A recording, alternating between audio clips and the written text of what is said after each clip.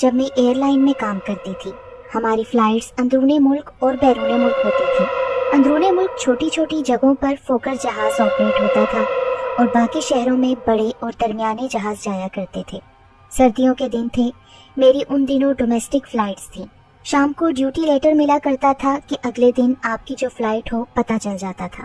گھنٹی کی آواز سن کر میری ماما نے کچن سے نوکر کو کہا کہ جا کر دیکھو کون ہے۔ وہ واپس آیا تو اس کے ہاتھ میں میرا ایک لیٹر تھا۔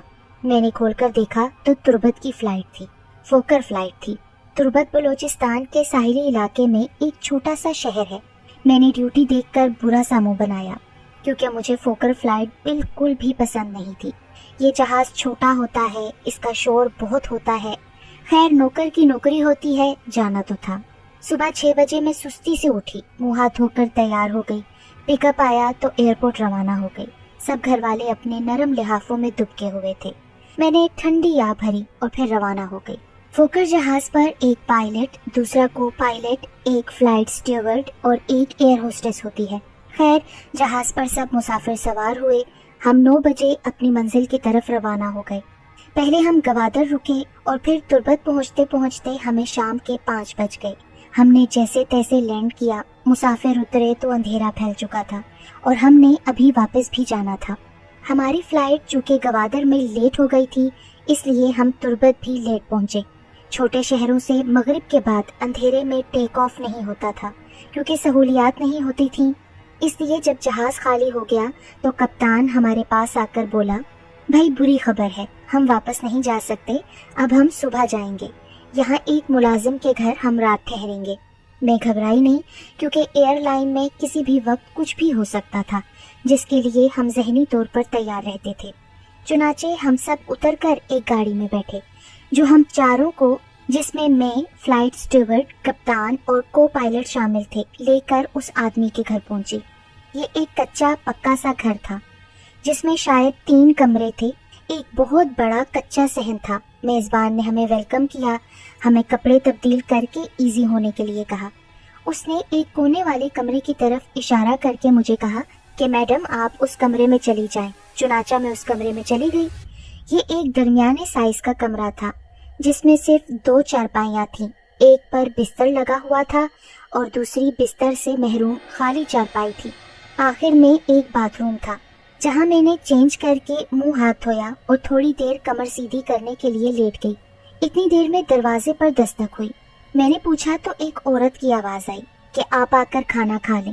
اس وقت رات کے 8 بجے تھے۔ میں نے دروازہ کھول کر دیکھا تو سیاہ لباس میں ایک خوبصورت عورت باہر کھڑی تھی۔ مجھے دیکھ کر مسکرائی اور کہنے لگی کہ آپ کھانا کھا لیں، پھر لائٹ چلی جائے گی۔ کھانا اتنی جلدی؟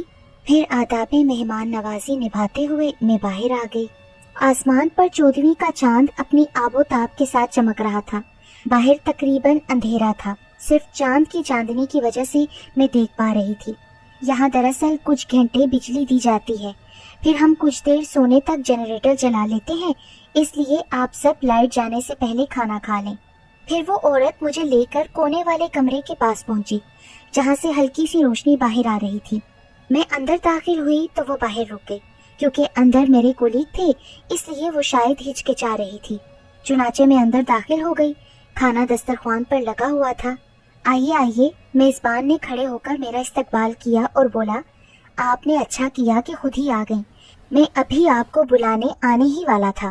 میں نے جواب دیا کہ میں تو بلانے پر ہی آئی ہوں۔ بلانے پر؟ آپ کو کون بلانے آیا تھا؟ میزبان حیرانی سے بولا۔ وہ باہر کھڑی ہے نا، ایک خاتون آئی تھی، غالباً آپ کی مسز ہی ہیں۔ میں نے جواب دیا، میری مسز؟ میری تو ابھی شادی بھی نہیں ہوئی اور یہاں میرے علاوہ اور کوئی نہیں رہتا۔ ارے بھائی وہ باہر ہی کھڑی ہیں، وہ ہچکچا رہی تھی، شاید کولیگز کی وجہ سے نہیں آ رہی تھی۔ یہ کہتے ہوئے میں نے دروازہ کھول دیا، لیکن باہر تو کسی کا نام و نشان بھی نہیں تھا۔ یہ دیکھ کر میری تو ریڑھ کی ہڈی میں سنسناہٹ دوڑ گئی۔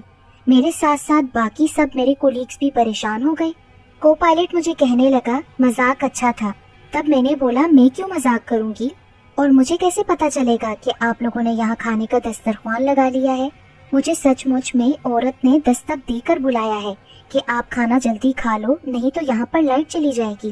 اب پتہ نہیں ان لوگوں کو میری بات کا یقین آیا بھی تھا کہ نہیں، لیکن میں تو ضرور پریشان ہو چکی تھی، کیونکہ میں نے اپنی آنکھوں سے اس عورت کو دیکھا اور اس سے بات کی تھی، وہی مجھے لے کر اس کمرے کی جانب گئی تھی۔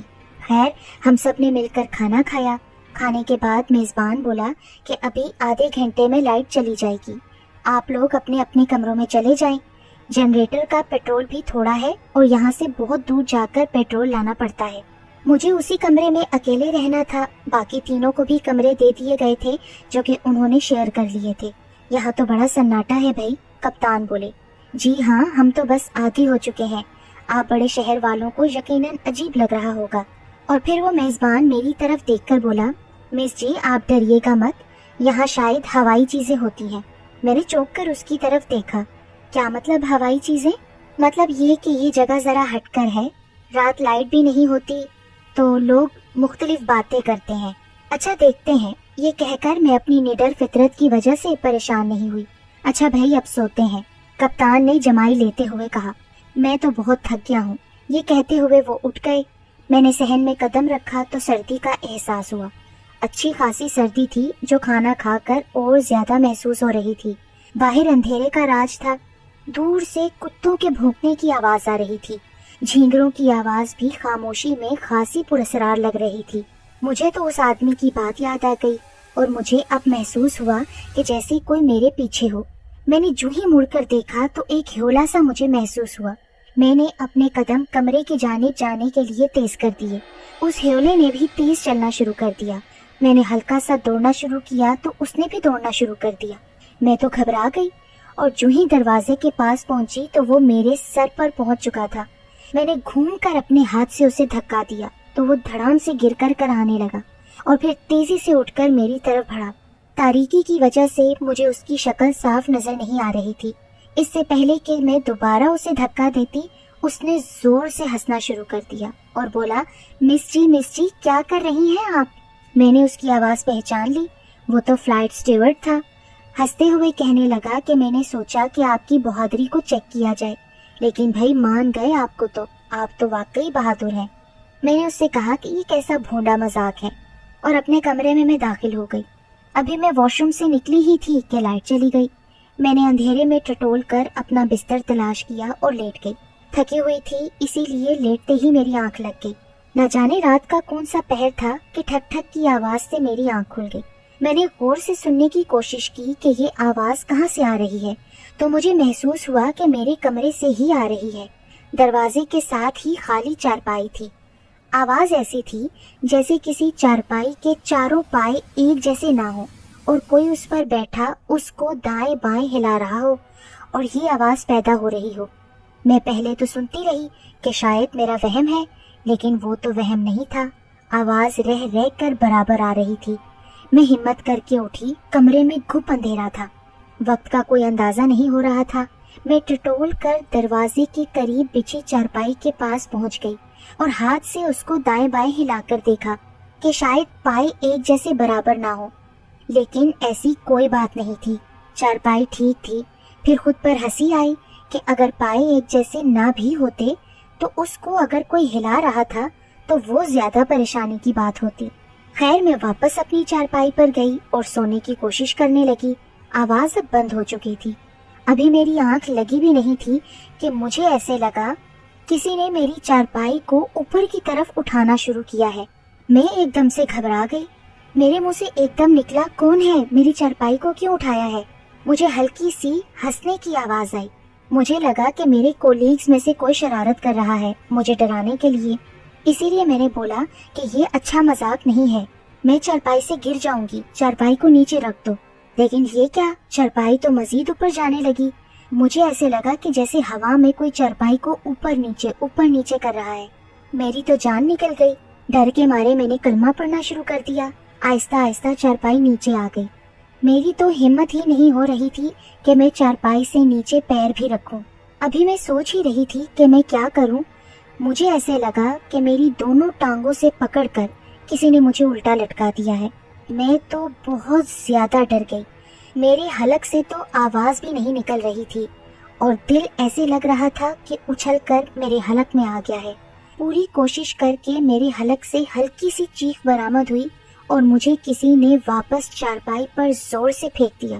میری تو سانس رک سی گئی تھی، نہ مجھ میں ہمت تھی کہ باہر نکل سکتی اور مدد کے لیے کسی کو بلاتی۔